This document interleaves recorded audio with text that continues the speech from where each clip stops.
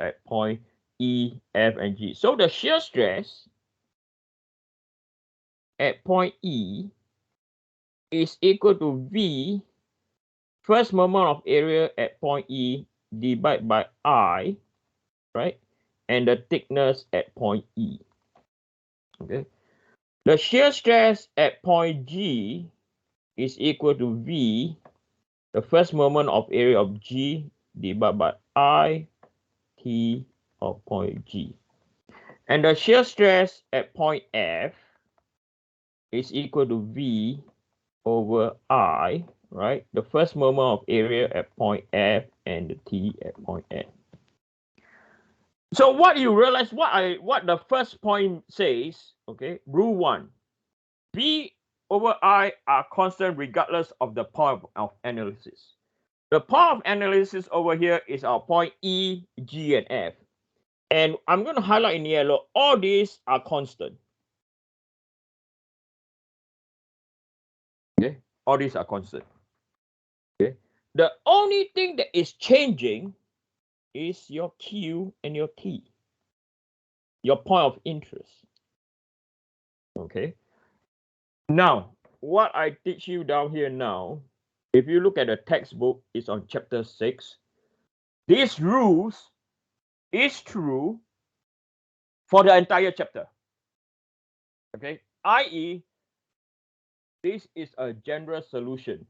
Okay, you can apply for any question in the textbook from chapter 6. Okay, you apply this rule, it will always work.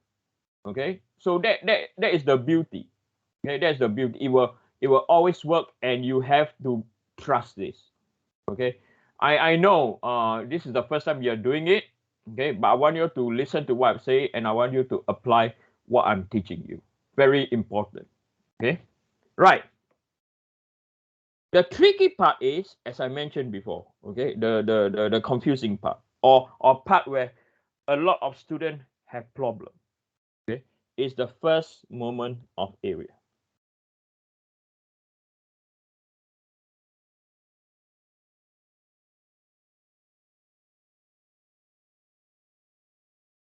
Okay, if you got the first moment of area wrong, okay, the whole thing will go stupid. Okay, so what is the first moment of area? Okay, so the general formula for the first moment of area is Q, right, is equal to A Y bar. Okay, so this is the third formula now to calculate the first moment of area, right? And this one is the difficult part. Okay, but once you understand the concept, what I'm trying to teach you, it is not that bad. Okay, so A is known as the defined area. Okay, area. So this will be in meter squared. Right. Y bar is the perpendicular distance, or is the distance, okay, distance of the centroid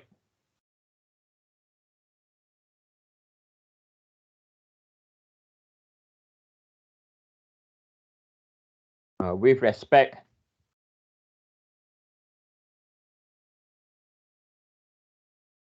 to the defined area. Okay, so this is meters. That's why the unit, the unit for Q, right? Q is the first moment of area.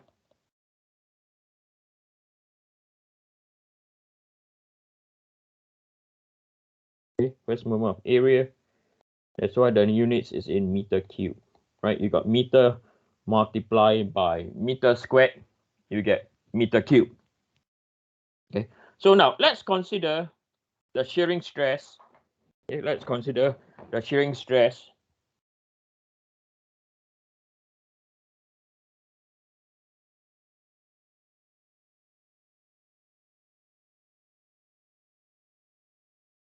in a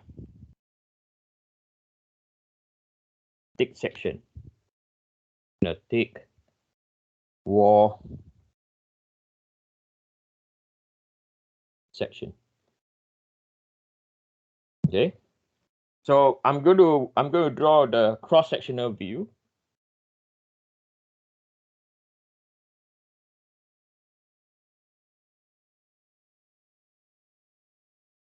Okay. So now this is my Y and this is my Z. Okay.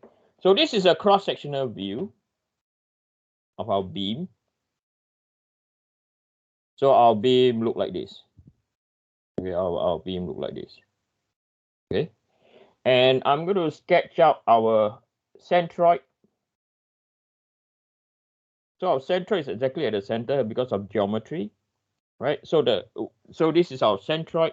So centroid means exactly on the center, the top half and the bottom half, the area are the same. Okay, so that's where we can define where is our centroid.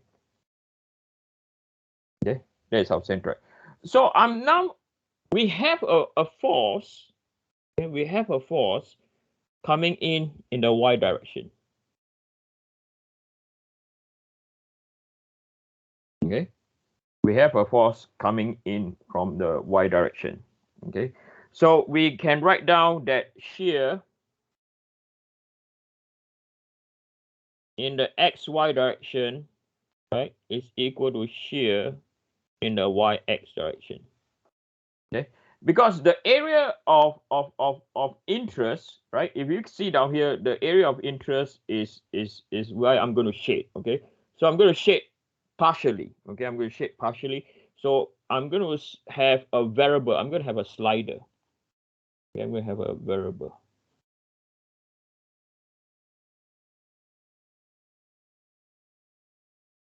Okay, and this over here, this is the distance from here to here, right? And this is my distance y, right? The area of interest is, this is my area of interest now. The shaded area is the area of interest.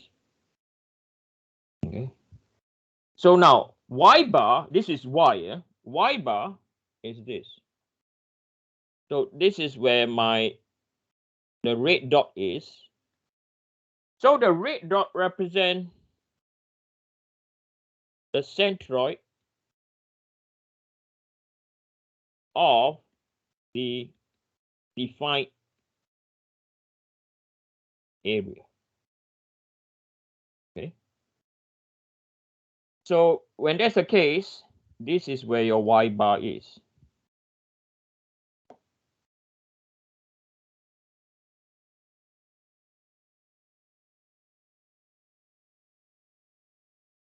Okay. This is your y bar. Right? So when that's the case, right? So now this is equal to Vy.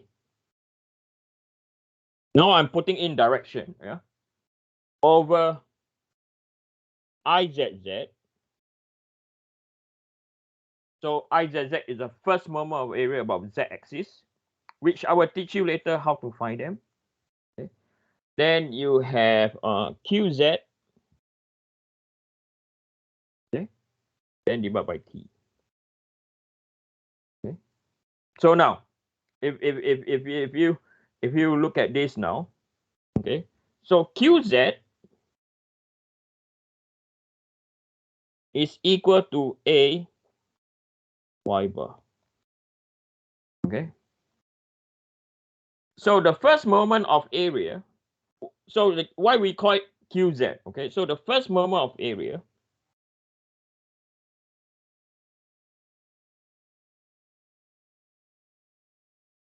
yeah, the first moment of area, okay, will be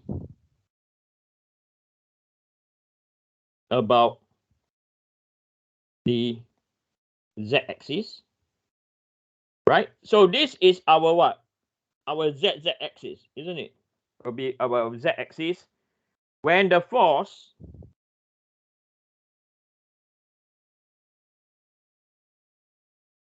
is applied in the Vy direction. Okay, watch this, Vy.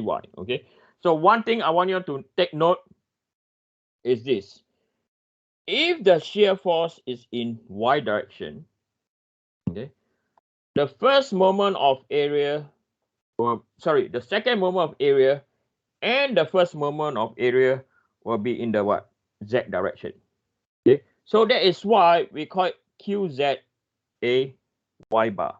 Okay, now some of you might ask me, well, how about the thickness? So the thickness,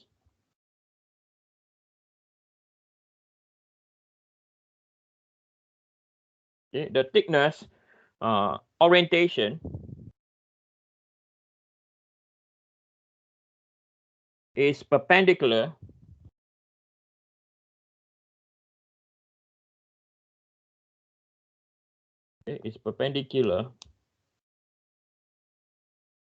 to the Vy. Okay, so what do I mean by that? If this distance from here to here is B, right? And if you look at Vy, so I'm going to sketch Vy coming down here, right? So if this is my Vy, right? So this is the perpendicular orientation, right, to the thickness. So the thickness, oh sorry, Vy is perpendicular to B, yes or no? So therefore, the thickness is equal to what? B. Okay. Now let me elaborate this now. If now, what will happen if the force is applied in the VZ direction? Okay, I want you to compare. Okay, so now I'm going to draw a section across.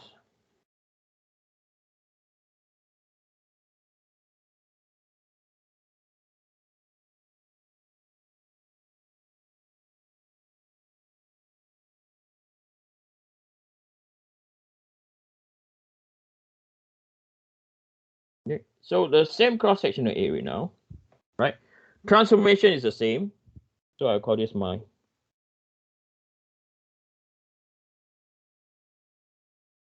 Y and this is my Z. Okay, and I want you to be able to see both diagram when I write this out. Okay. So now the shear now, okay. So now is the shear. So now, okay, let me draw the force first. Oh no, you tell me, Eugene, both look the same. Now the force is in this direction.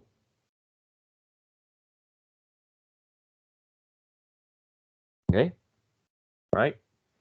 So when is the in that direction, the area of interest, right? So now this is, so the force change direction, yes or no? The plane is still the same, okay? The area of interest. So now this is shear xz is equal to shear zx. Okay. So what is common with the two is the x is still inside. The intersecting plane is the x. Okay, right? So when that's the case, the formula change to this. Okay, this will be equal to Vz over Iyy Qy multiplied by thickness. You can see how the formula flip, yes or no, right? If it's Vz at the top, right? Now you use Iyy and Qy. Okay, so I'm going to now sketch the neutral axis or the centroid for YY. Okay, so based on observation, it's going to be the area on the left hand side must be equal to the area on the right hand side. Okay, the one before is up and down. So now this is our YY axis. The defined area of interest now it shifted.